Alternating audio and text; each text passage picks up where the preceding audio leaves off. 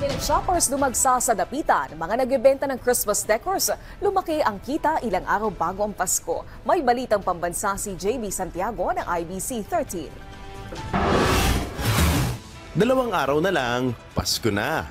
Kaya naman itong weekend, dumagsa ang last-minute shoppers sa dapitan para maghanap ng Christmas decors. Isa sa mga humabol sa pamimili, si Lieutenant Commander Dabalos, na bumili ng dagdag Christmas lights para sa kanilang simbahan sa Fort Bonifacio.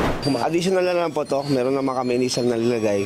Mahalaga po kasi yung spirit ng Christmas, madama po ng mga pupunta ng misa sa amin. Hindi rin nagpahuli ang mag-inang Azul na sinulit ang natitirang araw para bumili ng dekorasyon at pampasalubong. Mamimili po ng mga pampasalubong po sa pamilya namin sa Amerika. Mahalaga siya sa amin kasi simbolo siya ng Pasko, parang pagmamahal sa pamilya, simbolo ng pagkikita-kita ng mga pamilya namin, pag yung mga reunion, mga ganon. So, mahalaga siya sa amin para maging masaya din yung bahay na marami kaming may kitang mga decorations for Christmas.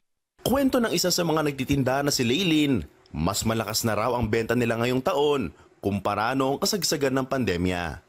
Ngayon po, maganda po ang benta ngayon dahil dumadami po ang mga tao at halos na nauubos sa mga paninda namin.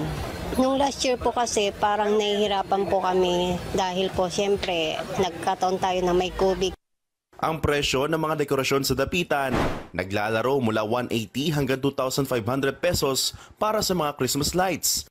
1,500 naman hanggang 5,000 pesos para sa Christmas tree. 200 hanggang 350 pesos para sa isang kahon ng Christmas balls at 1,000 hanggang 8,500 pesos para sa mga parol. Dahil sa dagsa ng mga mamimili ngayong peak season, tinatayang kumikita ng higit 500,000 pesos ang mga negosyante sa dapitan sa loob lang ng isang linggo. Wala namang inaasahang price increase sa mga susunod na araw, kaya para sa mga gustong humabol, bili na sa dapitan. Mula sa IBC 13, JB Santiago para sa Balitang Pambansa.